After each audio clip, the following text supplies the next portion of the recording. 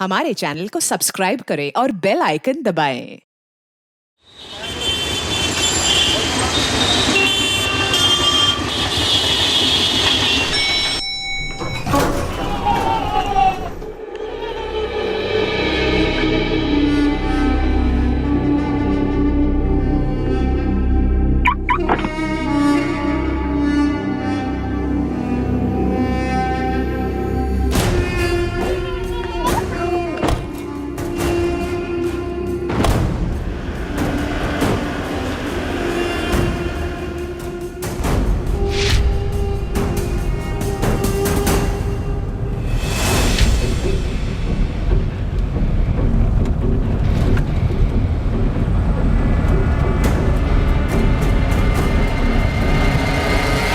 The number you have called is currently switched off.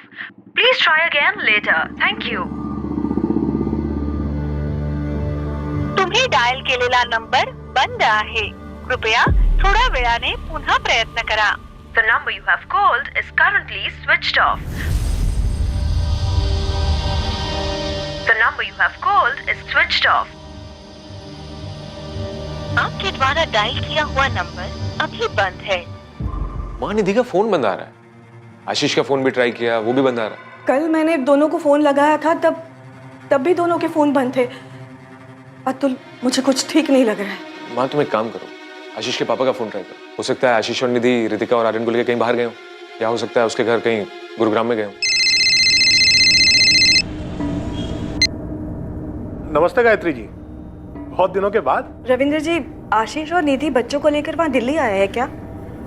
2 दिन से मैं उन्हें फोन लगा रही हूँ, दोनों के फोन बंद आ रहे हैं. नहीं तो आने वाले थे क्या वो लोग? लेकिन आशीष ने तो मुझे इस बारे में कुछ बताया नहीं. और ऐसे कैसे दोनों का फोन बंद आ रहा है? आपकी कुछ बात हुई थी इन दिनों उनसे? उन्होंने कुछ बताया था ऐसा कि कहीं बाहर जाने का प्रोग्राम बनाया हो? और गायत्री जी, 1 हफ्ता पहले मेरी आशीष से बात हुई थी, वही हर बार की तरह हालचाल जानने के लिए बस. मेरी भी 4 दिन पहले बात हुई थी निधि से. बातों से लग रहा था कि वो परेशान है, और अब 2 दिन से उनके फोन भी बंद आ रहे हैं. कुछ हुआ था क्या गायत्री जी? निधि परेशान क्यों थी? आशीष ने इस बारे में कुछ मुझे बताया भी नहीं, कोई जिक्र भी नहीं किया. उसकी बातों से लग रहा था कि वो परेशान है, पर उसने कुछ बताया नहीं. अब मुझे भी चिंता हो रही है गायत्री जी. उन दोनों का फोन ऐसे बंद नहीं रहता है. और दोनों बच्चे कहाँ हैं?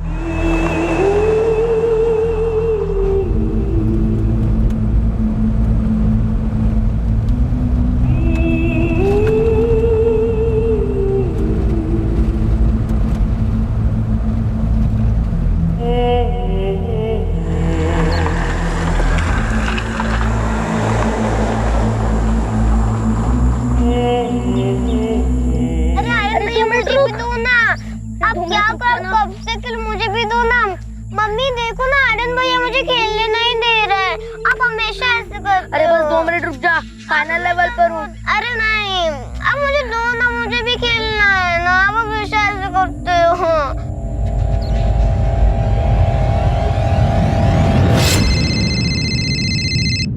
हेलो.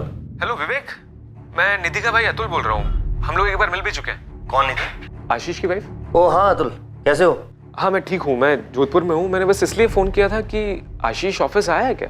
आशीष तो पिछले 2 दिन से ऑफिस नहीं आया है, और उसने ना ही किसी को कुछ बताया है. यहाँ तक कि उसने हमारे बॉस नितिन को भी कोई इन्फॉर्मेशन नहीं दी. मैंने कहा भी था उससे कि जाने से पहले नितिन सर को बता के जाए. वो कहीं जाने वाला था? कुछ बताया उसने? हाँ, फोन आया था उसका 2 दिन पहले. विवेक, मैं निधि और बच्चों को लेकर महाबलेश्वर जा रहा हूँ 4 दिनों के लिए. आज पूरे वेस्टर्न डिवीजन सेल्स टीम की मीटिंग है ऑफिस में, और तू बोल रहा है तू महाबलेश्वर जा रहा है? प्लान अचानक बना है, मैं चेंज नहीं कर सकता, मुझे जाना पड़ेगा. कब बना है प्लान? कल तो तूने इसके बारे में मेरे को कुछ नहीं बताया, और ये मीटिंग तो पिछले 2 हफ्ते से फिक्स है ना. विवेक, मुझे जाना पड़ेगा, तू किसी तरह मैनेज कर लेना वहाँ पर. तू एक काम कर, तू मुझे नहीं नितिन सर को इन्फॉर्म कर. भाई बॉस वो है, मैं नहीं. तू बता देना सर को. और क्या बोलूंगा? तू इतनी इंपॉर्टेंट मीटिंग छोड़ के महाबलेश्वर घूमने जा रहा है? नहीं भाई, तू इन्फॉर्म कर दे, नहीं तो महाबलेश्वर तू घूमने जाएगा और बॉस की डांट मैं सुनूंगा. ठीक है, रहने दे, मैं ही बता देता हूँ सर को. लेकिन अतुल, आशीष ने नितिन सर को कुछ बताया ही नहीं, बिना बात किए चला गया, और यहाँ अकेला सारी प्रॉब्लम मैं झेल रहा हूँ. महाबलेश्वर में कहाँ रुकने वाले थे? कुछ बताया उसने? नहीं, कुछ नहीं बताया आशीष ने. बस इतना ही कहा था कि 4 दिनों के लिए वो महाबलेश्वर जा रहा है.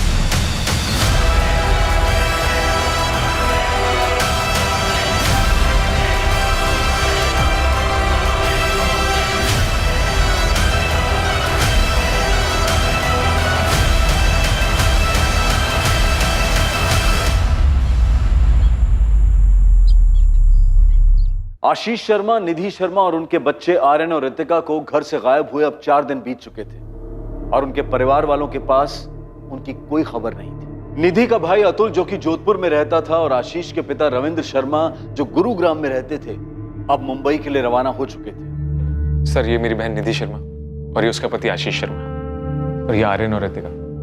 आपने इनके घर पे चेक किया था सर, वहां ताला लगा है सर। सिक्योरिटी और पड़ोसियों ने बताया कि कुछ दिन से उन लोगों ने देखा ही नहीं है इनको। महाबलेश्वर में ये लोग रुकने वाले कहाँ थे? पहले भी कभी गए हैं वहाँ? सर आशीष ने अपने कलीग विवेक को सिर्फ इतना बताया था कि वो वहां जा रहा है। हमें तो इस वेकेशन के बारे में पता ही नहीं था। कहाँ रुकने वाले हैं ये कहाँ से पता होगा सर? हम बच्चों के स्कूल भी गए थे सर, वहां भी कोई इन्फॉर्मेशन नहीं थी।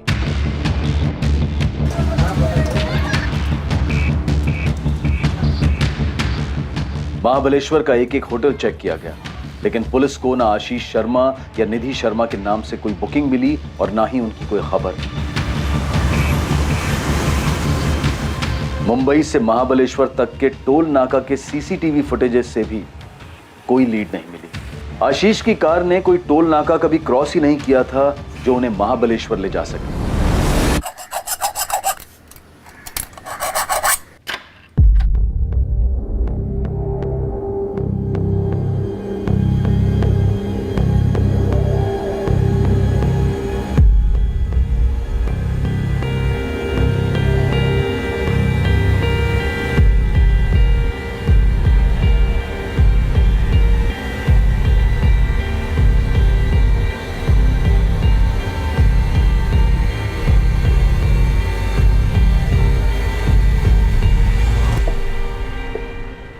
सर ये 2 मोबाइल मिले। क्या दोनों फोन आशीष के ही हैं या आशीष और निधि के?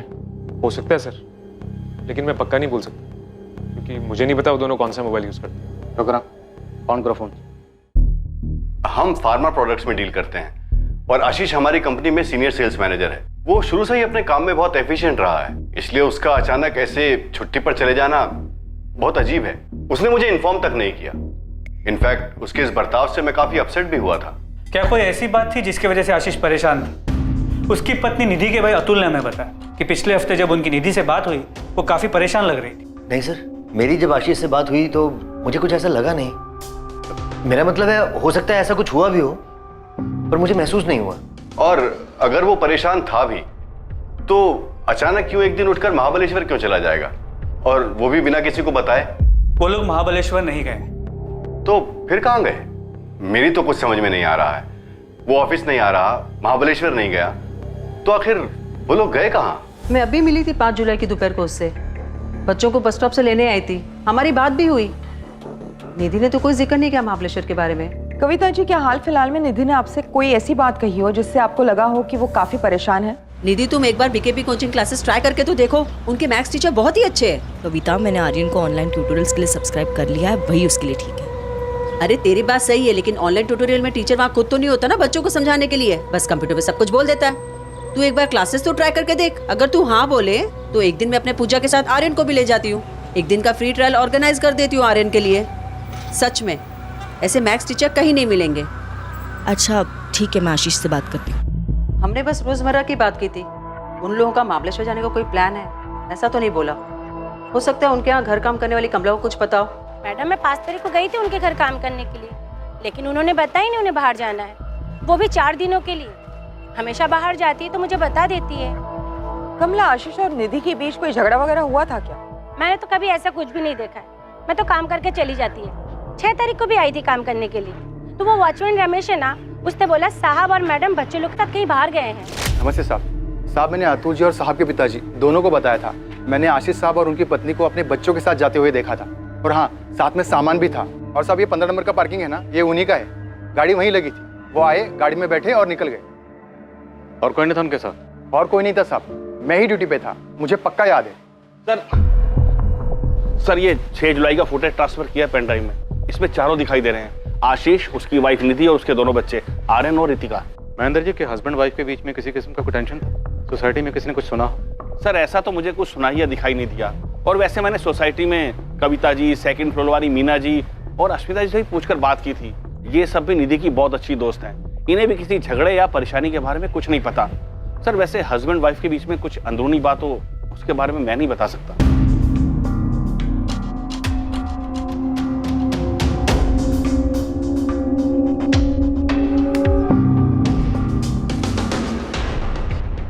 सर आमतौर पे बच्चे तो घूमने फिरने के लिए काफ़ी एक्साइटेड रहते हैं और यहाँ पर भी बच्चे एक्साइटेड हैं, लेकिन आशीष और निधि, इनके चेहरों को देख के लगता ही नहीं कि ये लोग खुश हैं।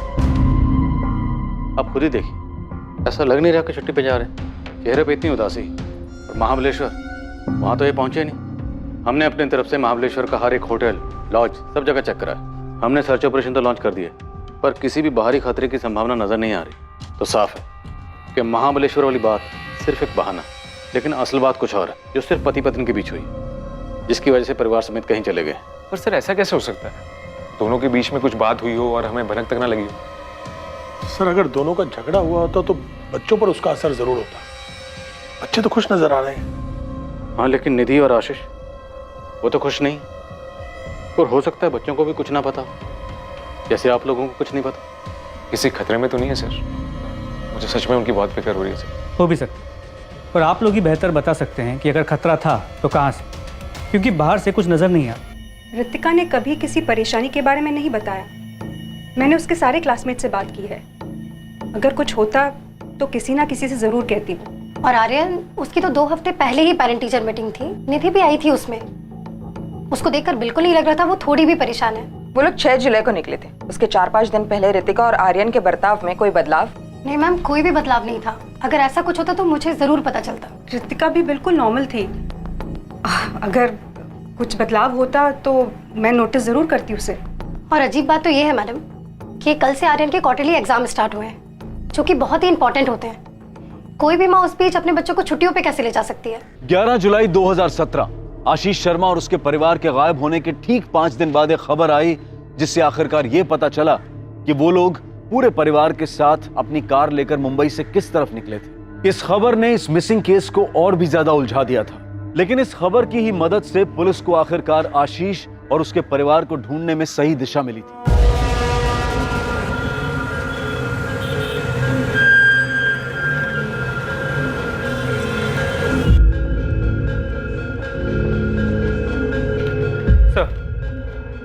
दहीसर चकनाका के सीसीटीवी कैमरा में आशीष की कार की फुटेज मिली। दहीसर चकनाका तो मतलब महाबलेश्वर तो नहीं गए, और आशीष ने विवेक को जो बोला था वो सिर्फ एक बहाना ही था।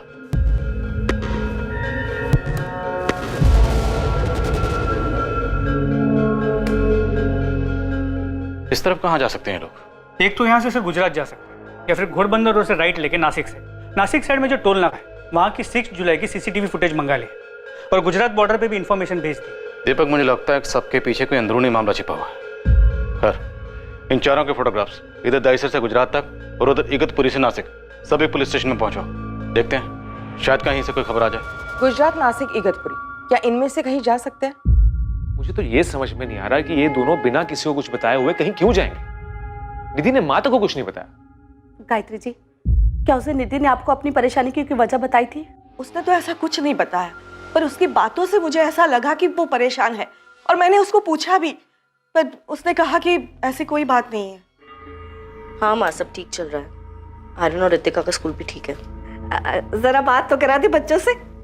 माँ सो गए दोनों, बाद में बात कराती हूँ कल या परसों में। और कुछ बोलना है? नहीं, तो ठीक है ना? कोई परेशानी है क्या? हाँ माँ, मैं ठीक। बार बार एक ही बात क्यों पूछ रही हूँ? कुछ तो बात है, तो इतना चिड़चिड़ा कर क्यों बोल रही है? मैं चिड़चिड़ नहीं कर रही हूँ, बस थक गई हूँ। अब बिना मतलब के मेरी चिंता करना छोड़ दे माँ। और कुछ बोलना है या मैं फोन रखूँ? मुझे ऐसा लगा कि आशीष से उसका कोई झगड़ा हुआ होगा, इसलिए परेशान है और बताना नहीं चाहती है। गायत्री जी, आपकी बेटी और दामाद के बीच कोई अनबन थी? क्या वो दोनों खुश थे साथ में? थोड़े बहुत झगड़े तो होते थे। ऐसे झगड़े हर घर में होते रहते। आशीष और निधि के बीच में अगर कोई झगड़ा होता भी था तो वो दोनों आपस में सुलझा लेते थे। माँ, रविंद्र अंकल, अब बात आम झगड़े की नहीं है। वो दोनों गायब हैं बच्चों के साथ।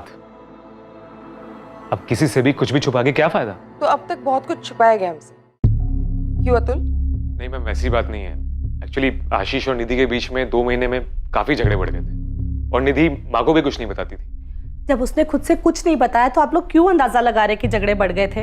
रविंद्र अंकल, आप ही बताइए ना, जो मुझे बता रहे थे। क्या बात है रविंद्र जी, अगर कोई भी बात है तो छुपाइएगा नहीं। शायद आपकी कोई बात हमें आपके बेटे, बहू और उनके बच्चों तक पहुंचा सकती है। मैडम, अतुल सही कह रहा है। पिछले 2 महीने से आशीष हमसे ठीक से बात ही नहीं करता था। उसके दिमाग में जरूर कुछ चल रहा था। हाँ, तो वो अपने काम को लेकर भी तो परेशान हो सकता है ना। लेकिन इस साल पहली बार हुआ है कि निधि बच्चों को लेकर छुट्टियों के महीनों जोधपुर नहीं आई।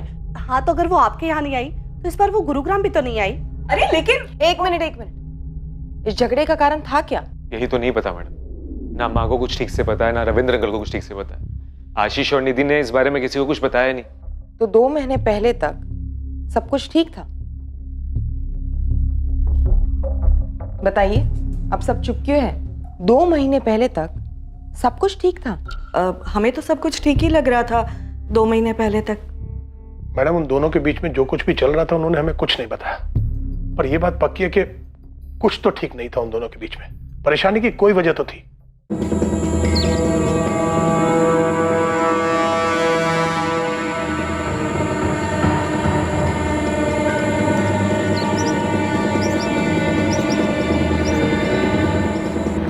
दहीसर टोल नाके से आशीष की कार की फुटेज मिलने के ठीक 1 दिन बाद थाने डिस्ट्रिक्ट के मनोर के जंगलों में आशीष की कार मिलने की खबर आई। वहां पर देखो सब क्या। सर हमें ये गाड़ी उधर ही खड़ी मिली थी। अंदर का नजारा बहुत भयानक है। लाशें मिली। करीब 1 घंटे पहले ये गाड़ी यहाँ लोकेट हुई है।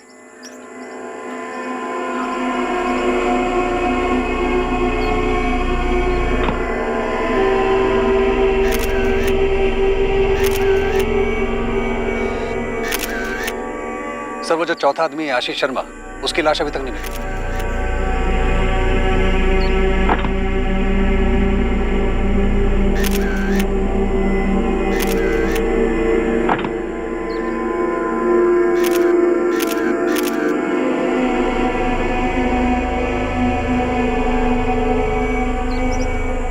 सर आशीष शर्मा की लाश नहीं मिली, लेकिन तलाश जारी है। आखिर इस फैमिली में ऐसा हुआ क्या? किसने जबरदस्ती कुछ किया हो? ऐसा लग तो नहीं रहा। सर चांसेस है कि ये केस सुसाइड का हो। पूरी फैमिली ने एक साथ किया, लेकिन सिर्फ आशीष की बॉडी नहीं। सर मैंने एक टीम भेजी पास की वेतना नदी के लिए, लेकिन सारे देख के तो यही लग रहा है कि पहले सुसाइड करने की कोशिश की गई थी और फिर बाद में हिम्मत टूट गई। हुआ क्या था इंस्पेक्टर? और आशीष कहाँ है? आशीष या उसकी डेड बॉडी अब तक बरामद नहीं हुई। इन्हें देख के लगता है कि इन्हें जहर दे के मारा गया। जहर दिया? लगता तो ऐसे ही। पोस्टमार्टम रिपोर्ट के बाद ही हम कुछ कंफर्म कह सकते हैं।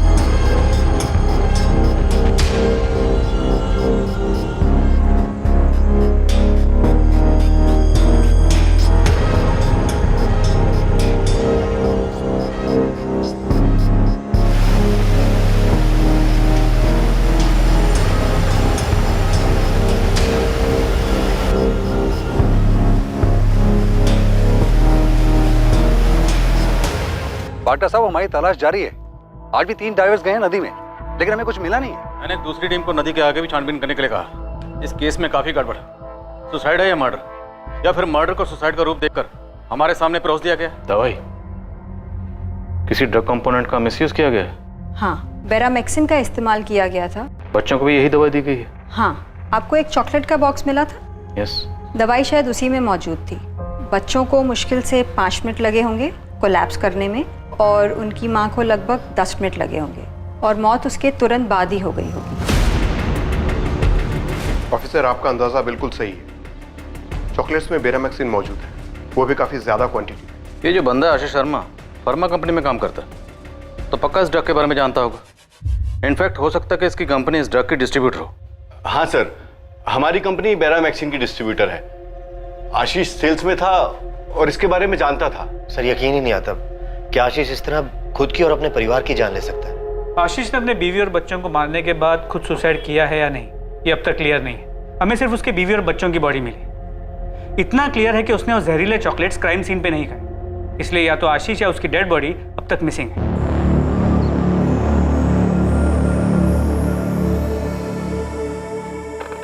आर्यन, रितिका, ये लो। पापा मुझे बर्गर चाहिए। मुझे भी। लेकिन पापा आपने तो कहा था हम हाईवे पे रुककर बर्गर खाएंगे। प्लीज पापा, मुझे बर्गर ही चाहिए। बेटा उसमें थोड़ा टाइम है, तब तक ये लो चॉकलेट्स खाओ।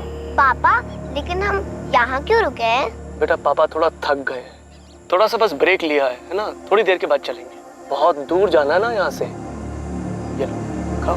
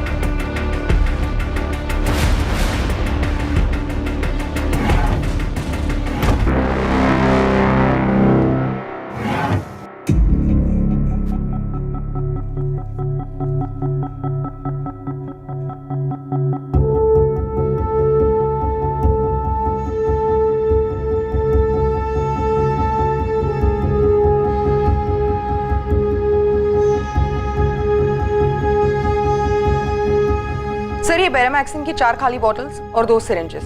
सुसाइड नोट कहीं नहीं मिला।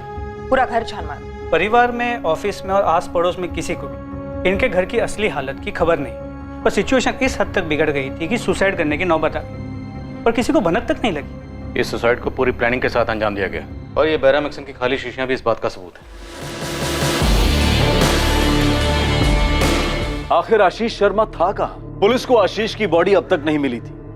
क्या आशीष और निधि दोनों ने सोच समझकर साथ मिलकर इस सुसाइड को प्लान किया था? और अगर ऐसा था भी तो इस प्लान में बच्चों को क्यों शामिल किया गया? और ऐसी कौन सी बात थी जिससे पूरा परिवार इतना परेशान था? और फिर इतना बड़ा कदम उठाने से पहले आशीष और निधि ने अपने अपने परिवारों से बात तक नहीं की। आशीष और निधि के परिवार और जान पहचान वालों के अलावा पूरा शहर ही इस विचित्र सामूहिक आत्महत्या के केस के बारे में सुनकर हैरान था। कई अनुमान लगाए जा रहे थे, लेकिन सब के सब सच से कोसों दूर थे। मैडम ये रहे आशीष और उसकी पत्नी निधि शर्मा के अकाउंट डिटेल्स। उनका एक हाउसिंग लोन है, लेकिन कभी उसका डिफॉल्ट नहीं हुआ। सारी इंस्टॉलमेंट्स टाइम पर आई है। कोई सस्पिशियस ट्रांजैक्शन, कोई खरीदी बिक्री जो गैरकानूनी हो? मैडम इसकी जानकारी तो मैं नहीं दे पाऊंगा। आपको आशीष शर्मा की कंपनी या उसके सीए से बात करनी चाहिए। हाँ, इस हाउसिंग लोन के अलावा उसके 4 एफडीज, एक म्यूचुअल फंड अकाउंट और एक डीमैट अकाउंट भी है। अगर मुझसे पूछिए तो मुझे नहीं लगता आशीष शर्मा किसी तरह के फाइनेंशियल स्ट्रेस में था। सर, पिछले 6 महीनों में कंपनी के काम के सिलसिले में आशीष भुवनेश्वर, कोलकाता, लखनऊ और पटना जाते रहे हैं। क्या इन सभी जगहों पे एकोमोडेशन आपकी कंपनी देती? जी हाँ, सारी डिटेल्स हैं हमारे पास। Sir, MN group of hotels. जब भी कोई एम्प्लॉय कंपनी के काम से बाहर जाता है तो यही रुकता है। क्या आशीष पर काम या परफॉर्मेंस का कोई स्ट्रेस था? काम का और परफॉर्मेंस का स्ट्रेस किसके ऊपर नहीं होता?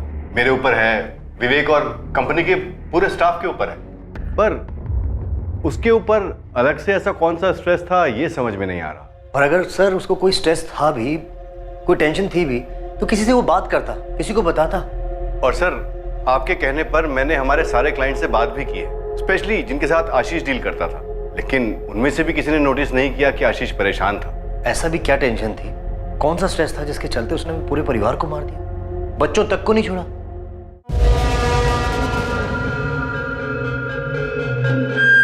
सर, मैंने आशीष और निधि के बैंक स्टेटमेंट और फाइनेंशियल डिटेल्स को बारीकी से स्टडी किया। कहीं कुछ गड़बड़ नहीं लगता। कोई ऐसा ट्रांजैक्शन ही जो गलत या गैर कानूनी हो। जैसे बैंक मैनेजर ने हमसे कहा था, फैमिली में पैसों को लेकर कोई प्रॉब्लम दिखाई नहीं देती। सर, आशीष की फोटो को कलकत्ता, भुवनेश्वर, पटना और उन सभी जगहों पे भेजा जहाँ पर वो काम से जाता था, और उन सभी होटल्स में भी जहाँ पर वो रुकता था। दीपक, मुझे नहीं लगता कि आशीष इनमें से किसी भी जगह जाएगा, अगर वो जिंदा है तो। और अगर ये सुसाइड नहीं, मर्डर है तो, जो कि शायद आशीष ने बहुत सोच समझ के किया। मर्डर नहीं लगता, यही तो अजीब बात है। पोस्टमार्टम रिपोर्ट में ये साफ साफ लिखा है कि तीनों बॉडी पर स्ट्रगल मार्क्स नहीं है। निधि, आर्यन, रितिका, तीनों ने चॉकलेट्स खुद खाई थी। सर, अगर हम मान भी लेते हैं कि रितिका और आर्यन को डरा धमका के चॉकलेट्स खिलाई, लेकिन फिर भी निधि का क्या? उसने कोई स्ट्रगल नहीं किया। उसने वो जहर वाली चॉकलेट्स चुपचाप खा ली। उनके घर वाले भी कुछ नहीं जानते। कितना अजीब, घर में इतना कुछ हुआ और हर कोई एक ही रट लगा रहा है, किसी को कुछ नहीं पता। सर, होपफुली आशीष हमें जिंदा मिल जाए, क्योंकि अगर उसकी भी डेड बॉडी मिलती तो शायद एक केस हमेशा के लिए अनसुलझा रह जाएगा और मकसद कभी सामने ही नहीं आएगा। जंगल के चप्पे चप्पे में खोज की गई, एक एक कोना छाना गया, लेकिन आशीष शर्मा की बॉडी कहीं नहीं मिली। ये 3 सुसाइड्स और गुमशुदा आशीष शर्मा का रहस्य पुलिस के लिए भी उतना ही उलझा देने वाला था जितना कि उन दोनों के परिवारों के लिए। विक्टिम्स के परिवार वाले उनकी आत्मा की शांति के लिए पूजा तो जरूर कर रहे थे, पर उन सब की मौत हुई क्यों, ये अब तक एक रहस्य ही था।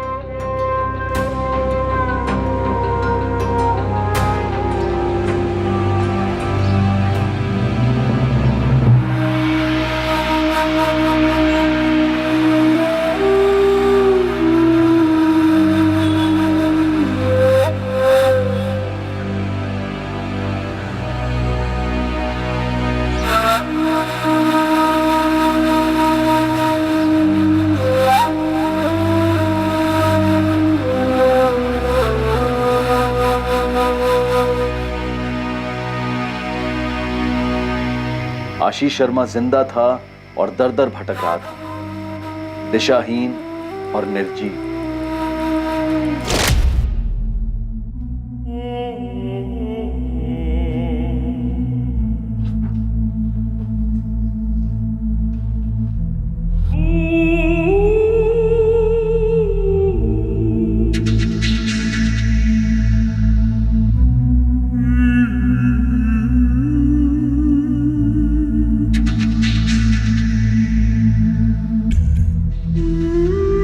आशीष, ये नहीं होगा मुझसे।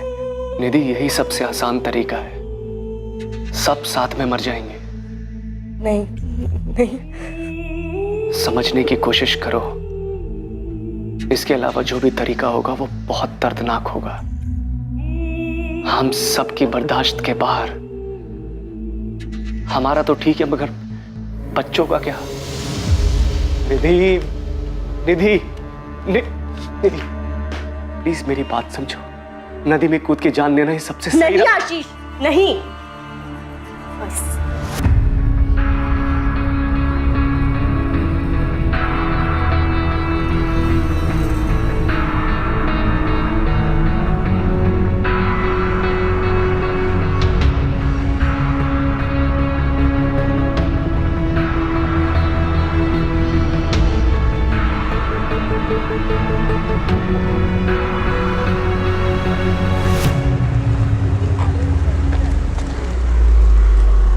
पुलिस पूरी जद्दोजहद के साथ आशीष को आसपास के सभी शहरों में ढूंढ रही थी, लेकिन आशीष इसी शहर मुंबई में भटक रहा था और अब तक पुलिस की नजर में नहीं आया था। एक रेप्यूटेड फार्मा कंपनी का एफिशिएंट एम्प्लॉय आशीष शर्मा लोगों के दिए गए दान, भिक्षा पर जी रहा था। शायद उसने जो किया था उसके लिए वो खुद को दोषी मान रहा था, शायद उसे अपने किए पर पछतावा हो रहा था।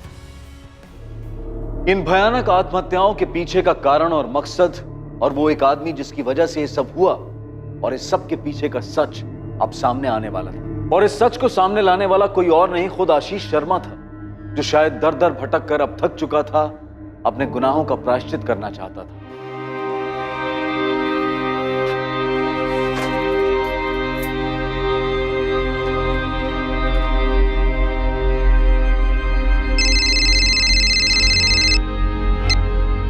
हेलो विवेक, आशीष, थक गया हूं मैं, थक गया हूं भटकते भटकते। आशीष तू है कहाँ? मैंने तीनों को मार डाला, निधि, रितिका, आर्यन, सबको खत्म कर डाला। आशीष तू है कहाँ इस वक्त? बोलना। समझ में नहीं आ रहा है कहाँ जाऊं, क्या करूं। आशीष तू कुछ मत कर, तू मुझे ये बता तू है कहाँ, मैं आता हूँ तुझे लेने के लिए। तेरी सोसाइटी के पास, तेरे घर के सामने वाली दुकान पर।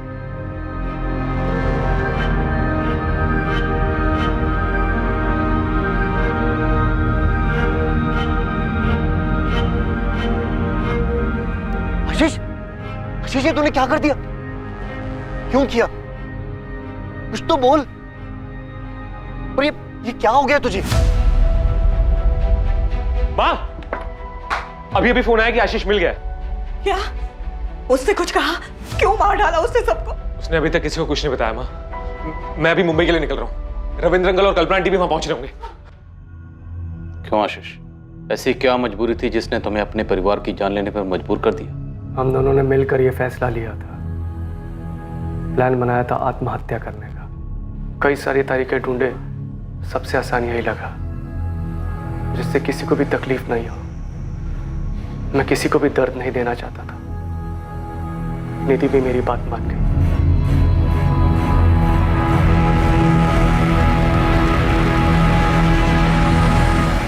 तुम दोनों ने प्लान किया था सुसाइड का, आखिर क्यों?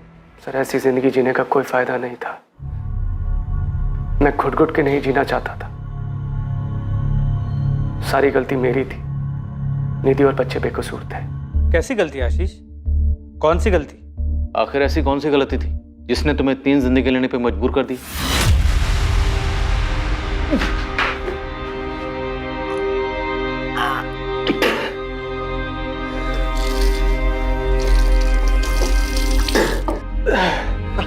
आशीष आराम से बैठो। पी लो आशीष, पानी पियो। आशीष, कितनी बार कहा है किसी अच्छी डॉक्टर से चेकअप करवा लो। आज 4 दिन हो गए, तुम्हारी उल्टी बंद होने का नाम ही नहीं ले रही है। हाँ बाबा, करा लूंगा। खुद परेशान हो गया अपनी तबीयत खराब होने की वजह से। तुम आराम करो।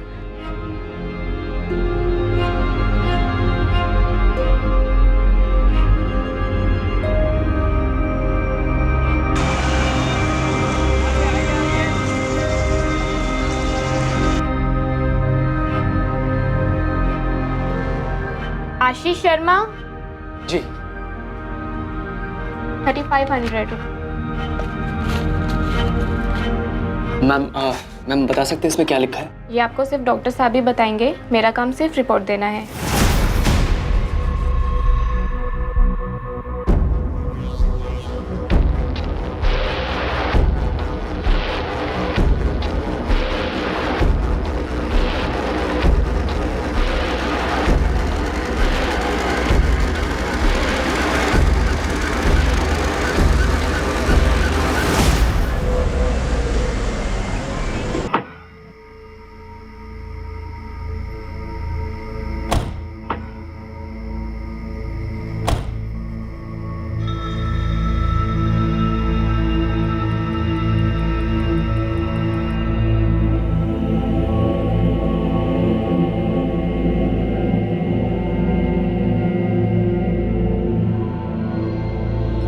अरे आशीष, तुमने अब तक कपड़े नहीं बदले? जल्दी से कपड़े बदल लो, खाना तैयार है, मैं तब तक ऋतिका और आर्यन को खिला देती हूँ।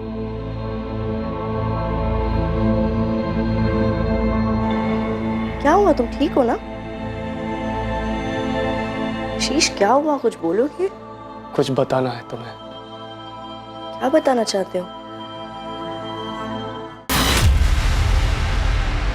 जब मैं ऑफिस के काम से पटना गया था, मैंने अपना चेकअप करवाया था और इस बार कोलकाता के ट्रिप में फिर से सारे टेस्ट करवाए। मुझे लगा पटना की रिपोर्ट गलत आई होगी, मगर दोनों जगह के रिजल्ट एक ही है। निधि, हम HIV पॉजिटिव। आशीष, लेकिन ऐसा कैसे हो सकता है? ऐसे कोई HIV पॉजिटिव तो नहीं।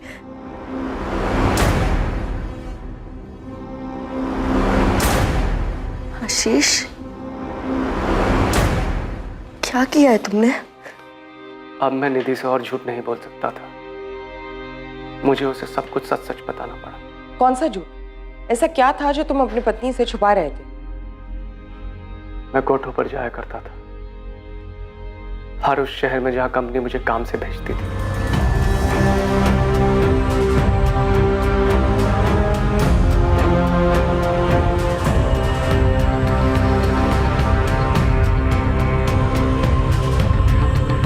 कुछ दिनों से, बल्कि कुछ महीनों से मुझे बड़ा अजीब सा लग रहा था। लगातार तबीयत खराब रहती थी, भूख नहीं लगती थी, बहुत कमजोर हो गया था। मैंने पहले भी टेस्ट करवाए थे, लेकिन निधि को बताने की कभी हिम्मत नहीं हुई। उसे क्या बताता, खुद मुझे यकीन नहीं हो रहा था। फिर क्रॉस चेक करने के लिए मैंने कोलकाता में फिर से सारे टेस्ट करवाए।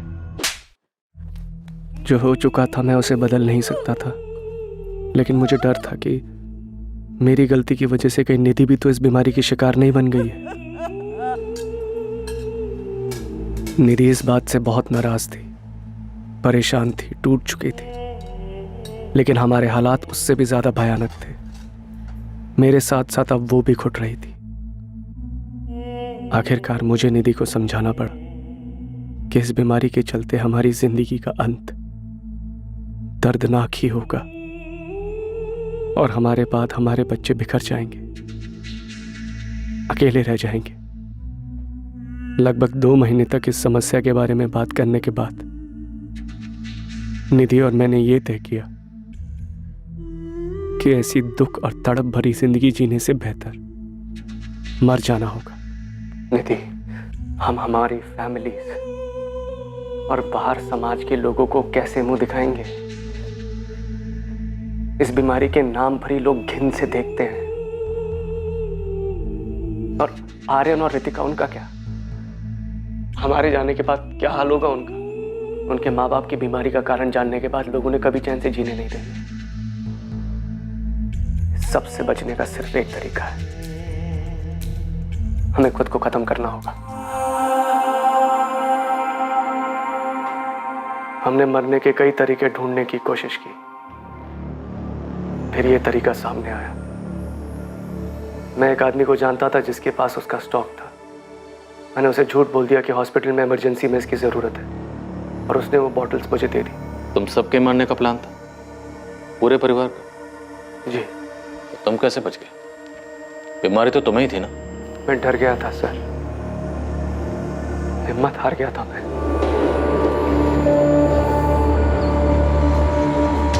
मैं डर गया था, मुझसे हिम्मत ही नहीं हुई।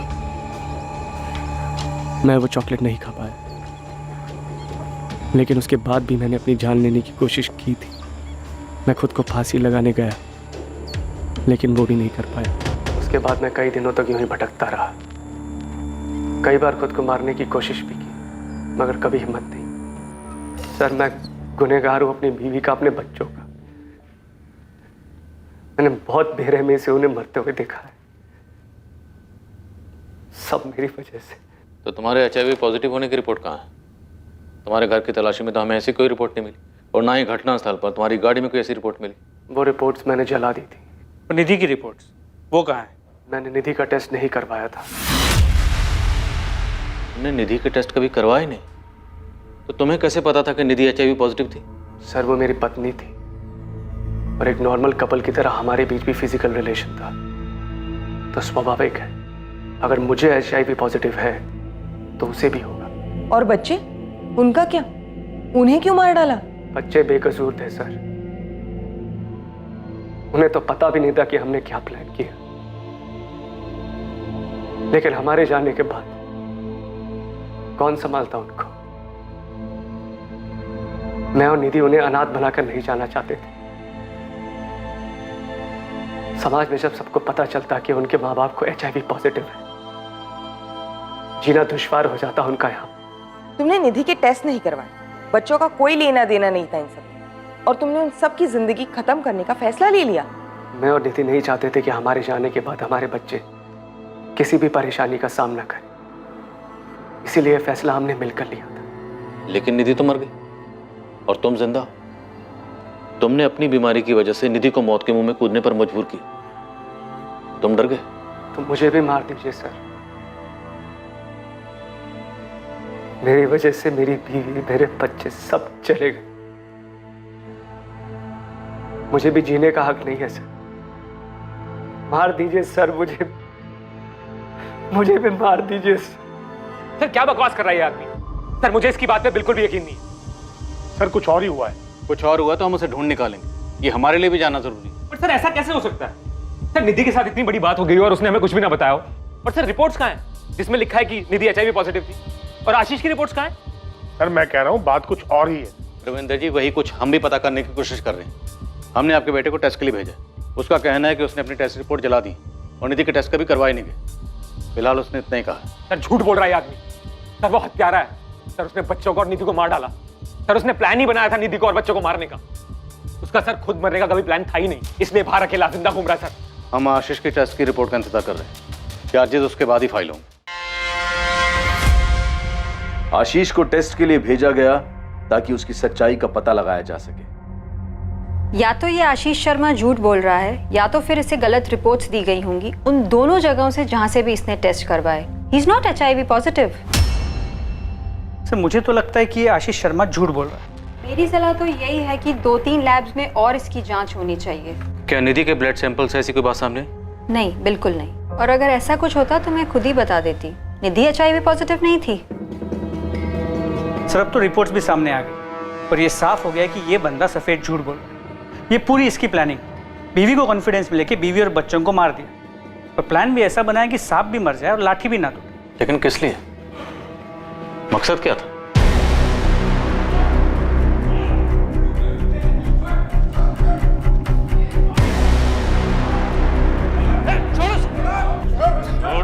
आशीष के ब्लड सैंपल्स दूसरे 2-3 लैब्स में टेस्ट के लिए भेजे गए और वहां भी रिजल्ट यही था, आशीष शर्मा HIV पॉजिटिव नहीं था। आशीष से कड़ी पूछताछ की गई ताकि इस जुर्म का असल मकसद सामने आ सके, ये पता चल सके कि आशीष झूठ बोल रहा था या नहीं।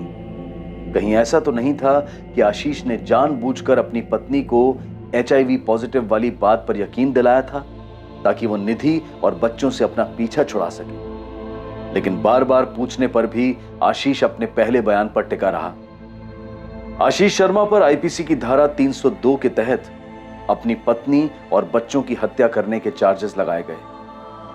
केस के ट्रायल के दौरान भी आशीष इसी बात पर टिका रहा। यह उसका और उसकी पत्नी का आपसी सहमति से लिया गया फैसला था। ट्रायल के बाद आशीष शर्मा को उसकी पत्नी और बच्चों के मर्डर के चार्ज में उम्र कैद की सजा सुनाई गई। निधि का परिवार समझ ही नहीं पा रहा था कि निधि ने उनसे बात क्यों नहीं की। बिना कोई जांच पड़ताल किए उसने इतना भयानक कदम क्यों उठाया। आशीष के माता पिता भी अब तक इस बात को समझ नहीं पा रहे हैं कि आशीष ने ऐसे कैसे इतने बड़े जुर्म को अंजाम दे दिया, जबकि उसके पीछे का कारण बेमतलब था। आशीष ने अपनी पत्नी और बच्चों के साथ आखिर ऐसा क्यों किया? आशीष शर्मा की इस कहानी में सिर्फ उसका अपराध बोध सामने आया था। इसके अलावा इस घटना का कोई जस्टिफिकेशन नहीं था। जिन 2 लैब्स में उसने पहले टेस्ट करवाए थे, शायद वहीं से उसे सच में गलत रिपोर्ट्स दिए गए थे, लेकिन इस बात का भी कोई सबूत नहीं मिल पाया। आशीष को उन दोनों शहरों में ले जाया गया जहां उसने ये जांच करवाई थी, लेकिन आशीष को ना तो डायग्नोस्टिक सेंटर्स के नाम याद थे और ना ही उनकी लोकेशन, और ना ही किसी लैब में पुलिस को आशीष के नाम के ब्लड रिपोर्ट के रिकॉर्ड्स मिले। क्या आशीष झूठ बोल रहा था या इस सब के पीछे कोई और मकसद था? इस पूरे केस को बहुत ही बारीकी से स्कैन किया गया, लेकिन ना तो आशीष का कोई लव अफेयर और ना ही उसके अतीत की कोई प्रेम कहानी सामने आई जो इस खतरनाक और दुखद अंत के पीछे का मकसद हो सकता था। एक आदमी अपनी बीमारी को लेकर बेफजूल के डर की वजह से अपने ही परिवार को तबाह कर बैठा। पछतावा और सिर्फ पछतावा। बदकिस्मती से ना तो हम गुजरे हुए समय को वापस ला सकते हैं और ना ही उठाए गए कदम को वापस मोड़ सकते हैं। आशीष ने जो सड़क ली थी उसका कोई यू टर्न नहीं था। समझदारी इसी बात में होती कि आशीष सेकंड ओपिनियन लेता, अपने करीबी रिश्तेदारों से बात करता। ऐसे नाजुक हालात में आपके अपने ही आपको सहारा दे सकते हैं, ऐसा भयानक कदम उठाने से रोक सकते हैं। अगर आशीष ने भी समझदारी दिखाई होती तो वो 3 मासूम जानें बच सकती थी। अब मैं अनूप सोनी आपसे विदा लेता हूं, फिर मुलाकात होगी एक और नए केस के साथ। और याद रखें, क्राइम और आपके बीच में सिर्फ इतना फर्क है कि आप कितने सतर्क हैं। सतर्क रहें, सुरक्षित रहें। जय। For more updates, subscribe to our channel, click the show links and enjoy watching the videos.